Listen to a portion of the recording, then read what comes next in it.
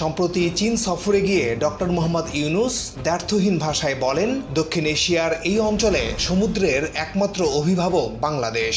ভারতের seven sisters, Nepal ও ভুটানকে সমুদ্র দেখতে হলে বাংলাদেশ হয়ে দেখতে হবে। প্রধান উপদেষ্টার এই বক্তব্যে ভারতের অর্থনীতি, রাজনীতি ও বাণিজ্য অর্থনীতিবিদরা ক্ষোভে ফেটে পড়লেও প্রধান উপদেষ্টার এই বক্তব্য যে শুধু কথার কথা নয়, তার উদাহরণ দেখতে চলেছে প্রতিবেশী দেশসহ পুরো বিশ্ব।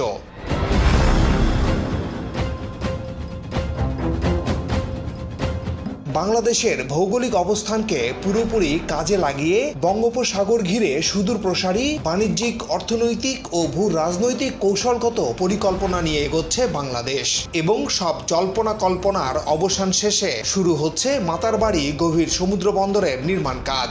আগামী 22 এপ্রিল ঢাকায় জাপানি প্রতিষ্ঠানের সঙ্গে চুক্তি স্বাক্ষরের পরই শুরু হবে 24,000 কোটি টাকার এই মেগা প্রকল্প।